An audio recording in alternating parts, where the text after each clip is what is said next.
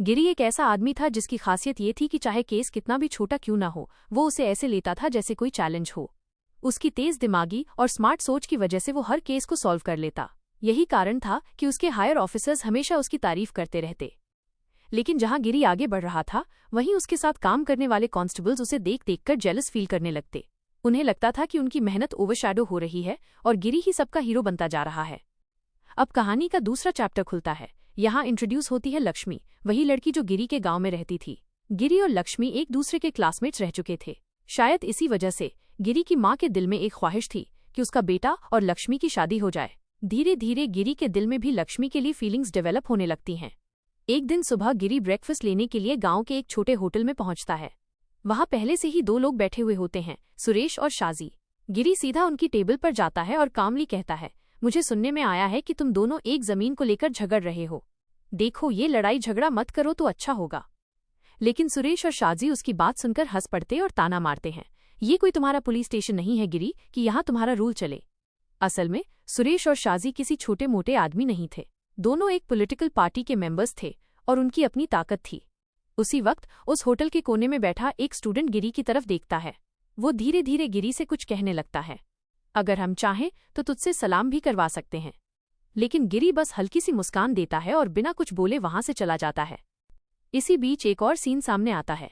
गिरी की माँ लक्ष्मी को मंदिर से अपने घर लौटते हुए देखती है। माँ फौरन गिरी से कहती है, अरे ये तो तुम्हारी क्लासमेट ही है ना। मुझे सुनने में आया है कि लक्ष्मी के माँ बाप उसके लिए रिश्ता ढूंढ रहे हैं, इसीलिए तो वो लोग बार बार मंदिर जाते रहते हैं। क्यों न तुम ही लक्ष्मी से शादी कर लो, आखिर उसे अच्छे से जानते हो तुम। लेकिन गिरी इस पर कोई जवाब नहीं देता, बस चुप रहता है। उसी गांव में अचानक एक दुखद खबर फैलती है। सुधाकरण नाम का आदमी पेड़ से फांसी लगाकर अपनी जान दे देता है। पुलिस तुरंत मौके पर पहुंचती है। वहां गिरी और उसके सीनियर सीआई सोमन उस केस पर चर्चा करते हैं। तभी लक्ष्मी का पिता मनोहर वहां आकर कहता है, बेचारे सुधाकरण पर बहुत कर्ज था, इसलिए उसने खुदकुशी की।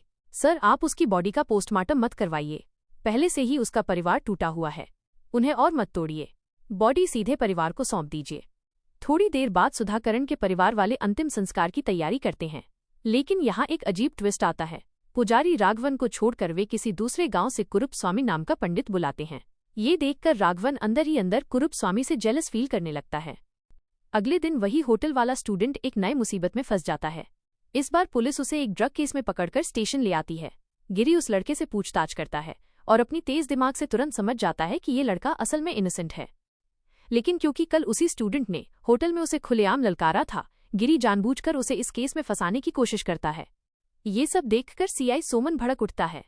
वो गिरी से गुस्से में कहता है, कितनी बार समझाया है तुझे, हर केस को पर्सनल मत लिया कर। छोटी सी बात पर तू लोगों से बदला लेने की सोचता है। हाँ, दिमाग से तू बेस्ट है, हर केस सॉल्व कर लेता है, लेकिन ये रिवेंज वाला एटीट्यूड तुझे बर्बाद कर देगा। सोमन थोड़ी देर रुककर फिर कहता है, देख गिरी, मैं तेरी गलतियों को छुपाता आया हूं ताकि तू आगे बढ़ सके, लेकिन अब ज्यादा दिन में नहीं रहूंगा। कल ही मेरी रिटायरमेंट है, उसके बाद तेरे पीछे कौन खड़ा होगा, कौन तेरी गलतियां कवर करेगा। अगले ही दिन पुलिस स्टेशन में एक नया चेहरा आता है, सीआई देव। पहले ही दिन से देव का एटीट्यूड गिरी को खटकने लगता है। वो बाकी कांस्टेबल्स को इंपॉर्टेंस देता है, लेकिन गिरी को लगातार अवॉइड करता रहता है, जैसे उसे जानबूझकर नजरअंदाज कर रहा हो। इसी दौरान गांव में एक कबड्डी टूर्नामेंट हो रहा होता है। खेल के बीच अचानक झगड़ा भड़क उठता है। गिरी तुरंत बीच बचाव करने जाता है, लेकिन मौका देखकर वो अपने पुराने दुश्मन सुरेश को पीटना शुरू कर देता है। वही सुरेश जिसने होटल में उसकी बेइज्जती की थी। इस केओस के बीच देव भी आता है और झगड़ा शांत कराने की कोशिश करता है, लेकिन गिरी को रोकते रोकते देव उसे जोर से धक्का दे देता है। गिरी सीधा कीचड़ में गिर जाता है और पूरा शरीर गंदगी से भर जाता है। गांववाले इस हालत में गिरी को देखकर हंसने लगते हैं। कुछ लोग तो अपने मोबाइल निकालकर वीडियो बनाने लगते हैं। उसी भीड़ में लक्ष्मी भी मौजूद होती है। गिरी के लिए ये ह्यूमिलिएशन असहनीय था। उसकी इज्जत सरेआम मिट्टी में मिल चुकी थी। कुछ ही घंटों में गिरी की ये वीडियो पूरे गांव में वायरल हो जाती है। लोग हर जगह उसी का मजाक उड़ाने लगते हैं। इसी ह्यूमिलिएशन के बोझ तले दबा गिरी जब होटल पहुंचता है खाना लेने, वहां गांव का एक अमीर आदमी तंब उसे देखकर इनडायरेक्ट ताने मारने लगता है। वो बातें ऐसे करता है जैसे गिरी की और ज्यादा बेइज्जती कर रहा हो। स्टेशन पहुंचते ही गिरी को और इंसल्ट झेलनी पड़ती है। इस बार सीआई देव उसके सामने ही पूरे स्टाफ के बीच गिरी को डांटने लगता है। इतने लोगों के सामने इंसल्ट होने से गिरी के अंदर गुस्सा उबलने लगता है, लेकिन वो खुद को कंट्रोल करता है। इसके बाद गिरी सीधा अपने पुराने सीनियर सीआई सोमन के पास पहुंचता है और दर्द भरे शब्दों में कहता है, सर, अब सब लोग मुझ पर हंस रहे हैं। मेरा मन करता है कि मैं किसी भी तरह इन सबको सबक सिखाऊं। लेकिन सोमन उसे समझाते हुए कहता है, गिरी, इन बातों को दिल पर मत ले। ये सब मजाक है, हंसकर टाल दे। गुस्से में उठाया गया हर कदम गलत ही साबित होता है। लेकिन गिरी को शांति नहीं मिलती। अंदर ही अंदर उसका गुस्सा बढ़ता जाता है। उसी रात वो अकेला एक बार में जाकर दारू पीने लगता है। तभी उसी बार में मनियर नाम का शख्स बारटेंडर से झगड़ने लगता है। बारटेंडर उसे शराब देने से मना कर देता है। गुस्से में मनियर चिल्लाता है, तू मुझे नहीं जानता, पहले मैं बहुत बड़ा चोर था। एक बार एक पुलिस अफसर ने बिल्कुल तेरी तरह मुझे रिस्पेक्ट नहीं दी थी। उस दिन से लेकर अब तक गिरी ने एक नई पहचान बना ली थी, रात का चोर और दिन का वही समर्पित पुलिस वाला। मानियर के जबानों से निकले हुए वो किस्से गिरी के अंदर आग लगाने के लिए काफी थे। मानियर ने जो बताया कि किस तरह उसने उस पुलिस ऑफिसर की नींद हराम कर दी थी, घरों के आसपास चोरियां की और कभी पकड़ा ही नहीं गया, वो गिरी के दिल में बैठ गया। गिरी ने मानियर को पैसे देकर उसे मान लिया। मानियर ने भी बिना किसी शक के उसे चोरी सिखानी शुरू कर दी। गिरी ने मानियर को नहीं बताया कि उसकी नफरत किस पर है, वो नहीं बताया कि उसका निशाना वही सीआई देव है। पहली रात गिरी ने सीधे एमआरओ के घर की तरफ मोड़ लिया, पर किस्मत एक बार उसके साथ नहीं थी। एमआरओ जाग गया और गिरी पूरा असफल होकर भाग निकला। अगले दिन एमआरओ पुलिस को बुलाकर ऐसा बताता है, पर घर में कोई सबूत नहीं मिलते और गिरी का नाम कहीं नहीं आता। ये असफलता गिरी के लिए सीधा नया सिखावन बनी, अब और ज्यादा चुपके से, ज्यादा कैलकुलेटेड तरीके से। फिर गिरी ने हर रात अलग अलग घरों में चोरी आरंभ कर दी, पर हैरान करने वाली बात ये थी कि वो कोई सेल्फिश चोर नहीं था। जो भी रकम मिलता वो चुपचाप गरीबों के घरों में फेंक दिया जाता, किसी बूढ़ी औरत के पास, किसी अनाथ के कमरे में, किसी भूखे बच्चे के पास। गांव वालों के लिए ये एक पहेली बन गई, चोरी भी हो रही है और अचानक किसी की किस्मत भी बदल रही है। पर पुलिस पर दबाव बढ़ता गया और सीआई देव की नींद उड़ने लगी, ठीक उसी तरह जैसे मनियर ने बताया था कि उसने किसी पुलिस अफसर की कर दी थी। गिरी को इसका मजा आने लगा। तम ने होटल में खुलकर कहा कि अगर चोरने वाला मेरे घर में आया तो मैं पूरा पुलिस डिपार्टमेंट खड़ा करवा दूंगा। गिरी ने ये चैलेंज दिल से लिया। उसी रात उसने तम के घर की भी चोरी कर ली। सुबह वो देव के पास जाकर ऐसा नाटक करता जैसे वो केस को सीरियसली हैंडल कर रहा हो, देव की हेल्प कर रहा हो, जबकि असल में गिरी ही देव का पीछा काट रहा था। धीरे धीरे गिरी ने उन लोगों के खिलाफ शक पैदा करवाकर उन्हें स्टेशन बुलवाया और उनके ऊपर दबाव व पिटाई करा दी। उसी तरह शाहजी, जिसने पहले उसे मजाक में छीना था, वो भी उसी शक की बुनियाद पर पुलिस के हाथों शर्मिंदा हुआ। गिरी की चालें अब सिर्फ बदला नहीं थी, ये एक खेल बन चुका था, काबिलियत और अहंकार का मिश्रण। पर हर रात की चोरी के पीछे गिरी की एक ठंडी मुस्कान थी, और हर सुबह जब वो सीआई देव के सामने जिम्मेदार अफसर बनकर खड़ा होता, गांव के लोग उसके दो चेहरे नहीं पहचान पाते थे। सुरेश अकेला नहीं आता, बल्कि अपने साथ एक भीड़ लेकर पुलिस स्टेशन पहुंचता है ताकि शाहजी को रिहा करवा सके। लेकिन गिरी इस मौके को भी अपने तरीके से इस्तेमाल करता है। बातों बातों में ही वो सुरेश और उसके लोगों पर लाठीचार्ज करवा देता है। भीड़ तितर बितर हो जाती है और गिरी खुद सुरेश को बेरहमी से पीटता है।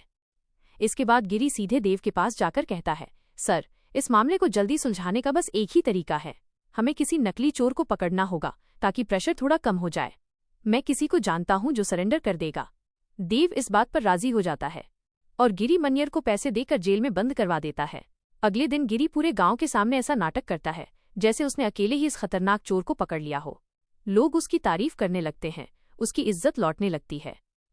कुछ देर बाद गिरी मनियर के पास खाना लेकर आता है और उसे बहकाते हुए कहता है, देख मनियर, हमारा सीआई देव हमें धोखा देने वाला है। पहले वो कह रहा था कि तू बस थोड़े दिन के लिए जेल में रहेगा, लेकिन अब उसका कहना है कि सारे केस तेरे सिर पर थोप देगा, मतलब तुझे हमेशा के लिए फंसा देगा। अगर तुझे बचना है तो यहाँ से भागना ही होगा। मानव शरीर चाल में फंस जाता है और जब पुलिस उसे कोर्ट ले जा रही होती है, वो मौका देखकर देव की कस्टडी से भाग निकलता है। ये खबर सुनकर कमिश्नर भड़क उठता है और देव को कड़ी डांट लगाकर तुरंत सस्पेंड कर देता है। जाते जाते देव गिरी से कहता है, मुझे पूरा यकीन है कि इन सबके पीछे तेरी चाल है, तूने ही मुझे फंसाया है। लेकिन याद रख, जिस दिन मैं ड्यूटी पर वापस आया उस दिन तेरा बचना मुश्किल होगा। देव की ये धमकी गिरी के कानों में गूंजती रहती है। अगले दिन गिरी बैंक जाता है। वहीं पर रामास्वामी नाम का एक आदमी अपने अकाउंट से पैसे निकाल रहा होता है। वो अपने साथियों से धीमी आवाज में कहता है, तुम दोनों गिरी पर नजर रखो, ये जरूर जानता है कि मनियर कहाँ छुपा है। अगर हम मनियर को पकड़ लें तो ये भी साबित कर पाएंगे कि गिरी और मनियर के बीच कोई लिंक है। उधर गिरी रात को चैन से सो भी नहीं पाता। जैसा कि मनियर ने पहले कहा था, चोरी अब उसकी आदत बन चुकी थी। उसका मन खुद को रोक नहीं पा रहा था। आधी रात को वो चुपचाप चोरी करने निकल जाता है। इस बार टारगेट है वही रामास्वामी जो सुबह बैंक में मिला था। लेकिन किस्मत ने खेल बदल दिया। चोरी के दौरान रामास्वामी ने गिरी को पकड़ लिया।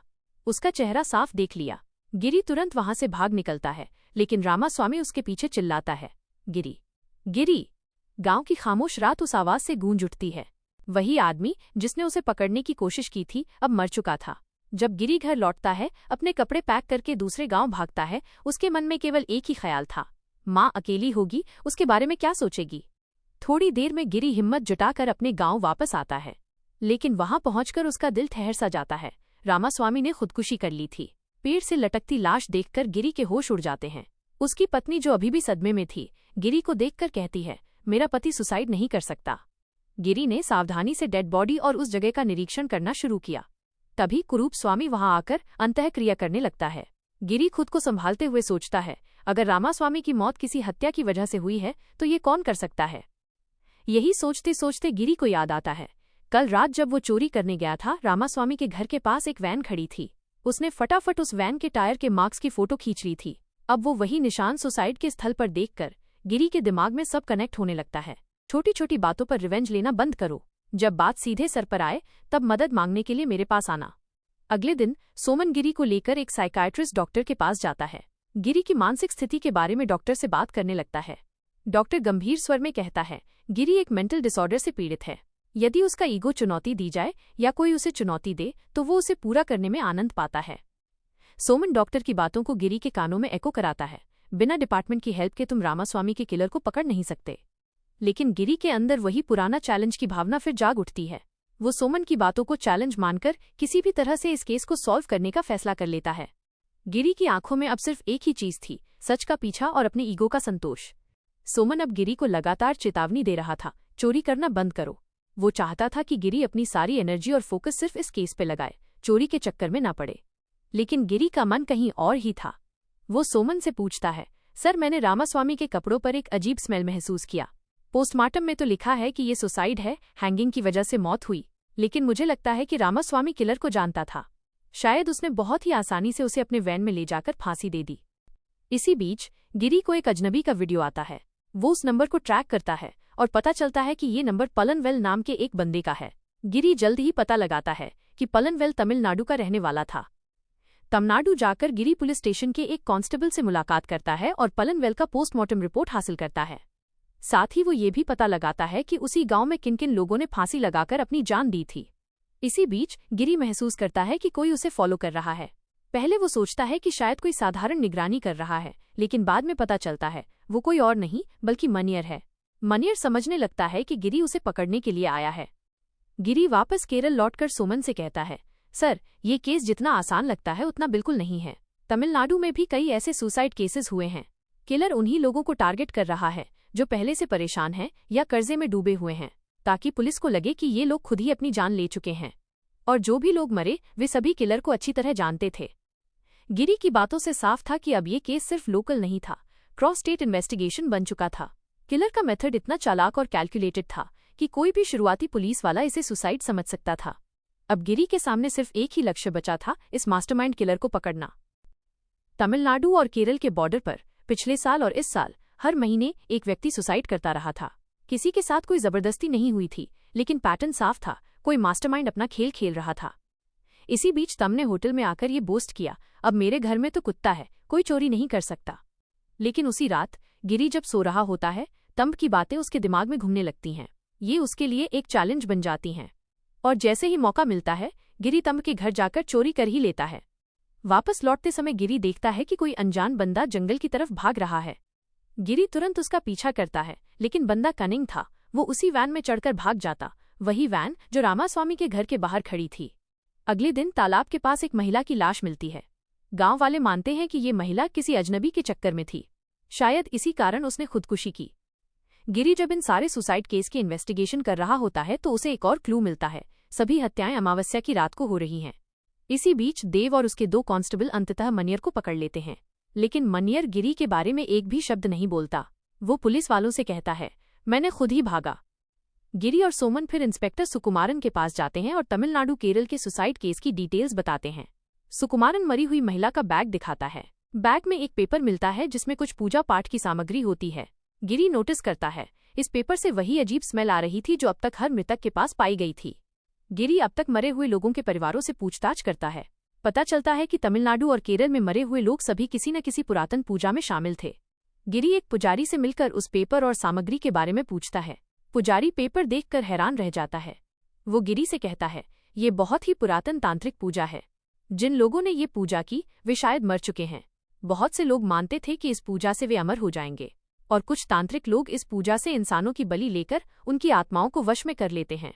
गिरी को अब समझ में आने लगता है कि ये केवल सुसाइड या चोरी का मामला नहीं है। ये एक अंधे खतरनाक तांत्रिक खेल था जो मास्टरमाइंड की चालों से पूरी तरह नियंत्रित था। फिलहाल तो ये पुरानी पूजा अब कोई भी नहीं कर रहा था, लेकिन कुछ लोग जो मानसिक रूप से अस्थिर थे इसे सच मानकर आज भी पूजा करते रहते थे। गिरी को इस बात की भनक तब लगी जब उसने उन लोगों की कहानी सुनी। उसने सुना था कि केरल और तमिलनाडु के बॉर्डर पर आदिवासियों का एक बहुत पुराना मंदिर है। पहले वहां के आदिवासी इसी तरह की रहस्यमय पूजा करते थे, लेकिन मंदिर का एग्जैक्ट लोकेशन कोई नहीं जानता था। गिरी के दिमाग में एक और बात घूम रही थी। एक किताब में इस मंदिर और उसकी पूजा का जिक्र था, लेकिन उसका ही एक शिष्य जो इस किताब पर बहुत ज्यादा फोकस कर रहा था, उसे आश्रम से निकाल दिया गया था। वो शिष्य जाते जाते उस ग्रंथ को भी चोरी कर ले गया था। ये गिरी के लिए एक बड़ा क्लू था। शायद यही ग्रंथ और मंदिर का कनेक्शन कुछ असली घटनाओं से जुड़ा था। गिरी ने फटाफट उस पेपर को अपने गांव के पुजारी राघवन के पास ले जाकर दिखाया, लेकिन राघवन के चेहरे पर कन्फ्यूजन और अज्ञानता साफ झलक रही थी। गिरी समझ गया कि राघवन इस रहस्य के पीछे नहीं हो सकता। उसके बाद गिरी लक्ष्मी के पिता मनोहर के पास गया और वही पेपर दिखाकर पूछने लगा। मनोहर ने घबराते हुए कहा, तुम सही टाइम पर आए हो। अभी अभी हमारे घर कुरूप स्वामी आए थे। तुम उनसे पूछो, शायद कुछ जानकारी मिल जाए। लेकिन जब गिरी ने कुरूप स्वामी से बात की तो उसने भी कोई खास जानकारी नहीं दी। फिर गिरी ने ध्यान दिया कि कुरूप स्वामी के आसपास वही अजीब स्मेल थी जो मृतकों के पास आती थी। ये ऑब्जर्वेशन गिरी के दिमाग में एकदम से क्लिक हुई।